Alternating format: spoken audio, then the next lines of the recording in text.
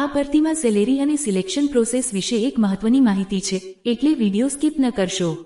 નમસ્કાર મિત્રો, સ્વાગત છે આપ સૌનું નર્સિંગ વિથ જયશ્રી ચેનલમાં। આજના વિડીયોમાં આપણે એસએમસી સ્ટાફ નર્સ રિક્રુટમેન્ટ 2026 વિશે સંપૂર્ણ માહિતી જાણવા જઈ રહ્યા છીએ, જેમ કે લાયકાત, સેલરી, સિલેક્શન પ્રોસેસ અને અરજી કેવી રીતે કરવી।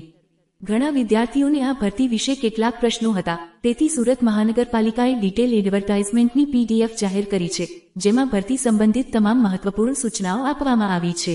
ચાલો હવે મુખ્ય મુદ્દાઓ સરળ ભાષામાં સમજીએ।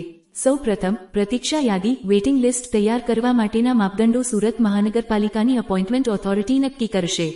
તે ઉમેદવારની લાયકાત, અનુભવ અથવા બંનેને ધ્યાનમાં રાખીને રિટન ટેસ્ટ, પ્રેક્ટિકલ ટેસ્ટ અથવા ઓરલ ઇન્ટરવ્યૂ લેવા અંગે નિર્ણય કરશે।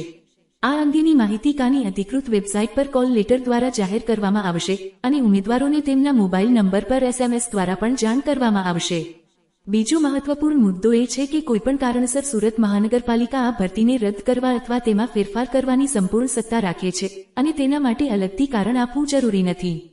ત્રીજો મુદ્દો એ છે કે જેટલી અરજીઓ મળશે તેના આધારે મ્યુનિસિપલ કમિશનર અંતિમ નિર્ણય લેશે કે ભરતી પ્રક્રિયામાં લેખિત પરીક્ષા લેવાશે, પ્રેક્ટિકલ પરીક્ષા લેવાશે કે પછી મૌખિક ઇન્ટરવ્યૂ લેવાશે।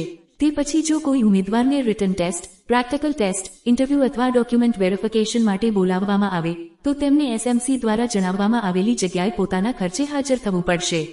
આ ઉપરાંત અરજી કરતી વખતે તમારો મોબાઈલ નંબર અને ઈમેલ આઈડી સચોટ આપવો ખૂબ જ જરૂરી છે, કારણ કે તમામ અપડેટ્સ તમને એસએમએસ અને ઈમેલ દ્વારા મોકલવામાં આવશે।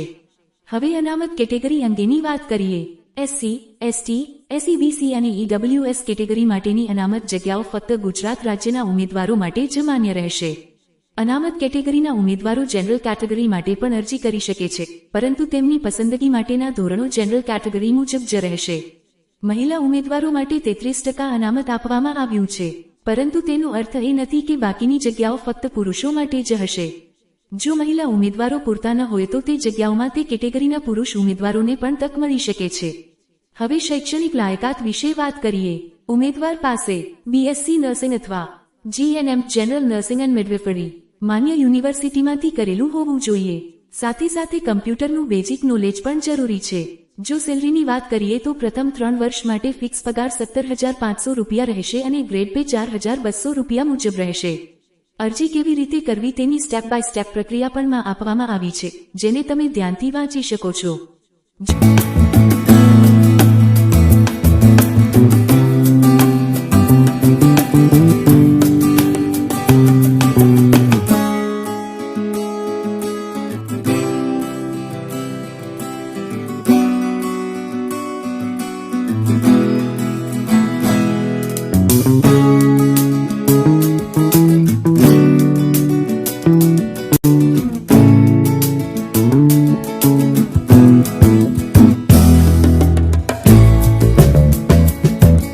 તમને આ માહિતી ઉપયોગી લાગી હોય તો વિડીયોને લાઇક કરો, શેર કરો અને આવી જ નર્સિંગ ભરતીની લેટેસ્ટ અપડેટ્સ માટે અમારી ચેનલ સબસ્ક્રાઇબ કરવાનું ભૂલશો નહીં।